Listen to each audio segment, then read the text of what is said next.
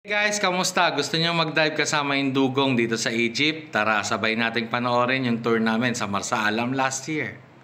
Bali sa mga hotel po na mapupuntahan ninyo, may mga nag-iikot po dyan, nag-aalok ng different beach activities katulad nga ng diving. 9 AM in the morning, pinick up na po kami sa hotel. Actually, magkakatabing mga hotel, magkakaibang mga tourist, pinipick up ng van yan dapat 9 AM. Ready na kayo para dadalhin nga kayo dito sa port kung saan pwede nyong ma-witness yung iba't ibang activities katulad nga niya ng mga dolphins, at after ng dolphin viewing, dadalhin po kayo sa ibang spot para naman makapag-dive, makita nyo yung iba't ibang klase ng fish around the area, and then diving with the sea turtles. Yung last po ay sa dugong. Ang part na po na ito ay ang diving activities ang una naming pinuntahan, at kung makikita ninyo ay talaga namang enjoy ang family. Well, sulit na sulit nga yung offer na ito last year. Sana ay same pa rin this year. Dito kasi ay hinahati nila sa magkakaibang grupo para per group merong nag-a-assist na diver para maiwasan yung mga sakuna or aksidente. Dito ay kompleto na po sila, goggles, life vest, ipoprovide po nila yan kasama na yung pagkain kapag nagutom po kayo.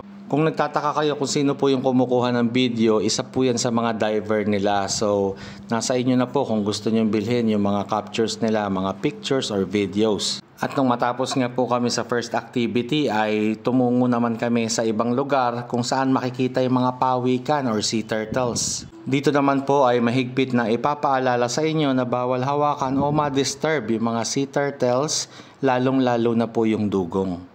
Hindi rin po nila kayo i-allow na tanggalin yung life vest para makapag-dive at lumapit sa kanila. Maliban na lang kung gusto mong matulog sa kulungan. Actually, habang papunta kami dito sa spot na to ay nagkaroon ako ng interview doon sa diver na kumukuha ng video na ito.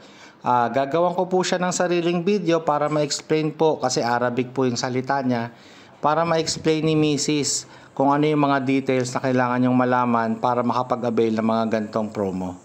Bago nga pala magsimula yung tour ay nagkaroon ng maikling orientation para lang sa mga rules, policy ng boat or yacht. Mainam na sundin po natin lahat ng policy para naman hindi masira ang ating mga bakasyon. Maraming salamat nga pala dun sa mga supporters natin, mga follower na nagla-like, lalong-lalo na dun sa mga nagsishare. Yung pag-share ang pinaka-importante, lalo na sa mga first time nating mga kabayan na ngayon lang napunta ng Egypt. At least meron silang napupulot na mga konting kaalaman at malaking bagay po yun para sa kanila.